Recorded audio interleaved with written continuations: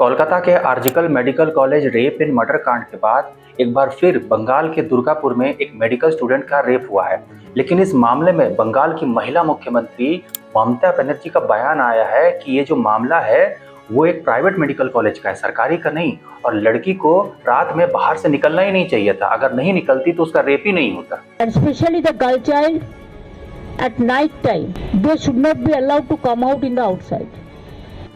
अगर ममता बनर्जी के इस लॉजिक को भी मान लिया जाए तो फिर आर्जिकल मेडिकल कॉलेज में जो महिला डॉक्टर का रेप और मर्डर हुआ उसके साथ तो ऐसा नहीं होना चाहिए था, क्योंकि वो घूम थोड़ी रही थी रात में, वो तो रात में अपनी जो ड्यूटी है उसको कर रही थी। तो फिर उसके साथ ऐसा क्यों हो गया? और जब उनसे कड़े सवाल पूछ लिए जाते हैं तो वो ये कहती हैं कि इस तरह की जो घटनाएं हैं वो तो दूसरे स्टेट्स में भी होती है, यूपी में भी होती है, कोई जाकर योगी आदित्यनाथ से सवाल क्यों नहीं पूछता? मतलब ममता बनर्जी अपने आप को योगी आदित्यनाथ से कंपेयर कर रही है, उस योगी आदित्यनाथ से जो किसी आरोपी का जात या धर्म नहीं देखते। उनके लिए यूपी का लॉ एंड ऑर्डर सबसे ऊपर है। अगर किसी अपराधी ने बड़ा अपराध किया है तो बुलडोजर सीधा उसके घर पे पहुंच जाता है। लेकिन ममता बनर्जी बंगाल में आरोपियों पर नरम दिखती हैं और जो विक्टिम होती हैं उन्हीं पर ब्लेम डाल देती हैं कि अगर तुम रात में घर से बाहर नहीं निकलती तो तुम्हारा जो रेप है वो नहीं होता। और सवाल उठता है कि ऐसा वो करती क्यों है? तो इसका असल वजह है वोट बैंक। खास करके इस दुर्गापुर वाले केस में जो आरोपी है वो एक विशेष धर्म समुदाय को बिलोंग करते हैं, जो ममता बनर्जी का बहुत बड़ा वोट बैंक है।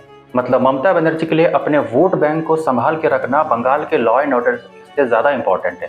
सच्चाई आज के समय में ये है कि बंगाल का जो लॉ एंड ऑर्डर है वो ममता बनर्जी के राज में पूरी तरह से बर्बाद हो चुका है, और इसका जिम्मेदार वो खुद है, क्योंकि वो बंगाल की चीफ मिनिस्टर होने के साथ वो बंगाल की होम मिनिस्टर भी है। पुलिस सीधा उन्हीं के अंडर में आती है। एक महिला मुख्यमंत्री होने के नाते लोगों को ये लगा था कि वो बंगाल को महिलाओं के लिए एक सेफ स्टेट बनाएंगी, लेकिन सच्चाई ये है कि उन्हें अपने वोट बैंक को संभाल के रखने से फुर्सत ही नहीं मिलता।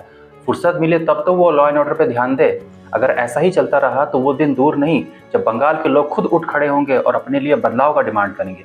आपके इस केस में क्या विचार है? आपके इस मुद्दे पर क्या विचार है? क्या आपको लगता है बंगाल को एक बड़े बदलाव की जरूरत है? अपने राय कमेंट सेक्शन में जरूर बताएं। और अगर आप इस चैनल पर नए हैं तो हमारे चैनल को सब्सक्राइब करना बिल्कुल ना भूलें। धन्यवाद।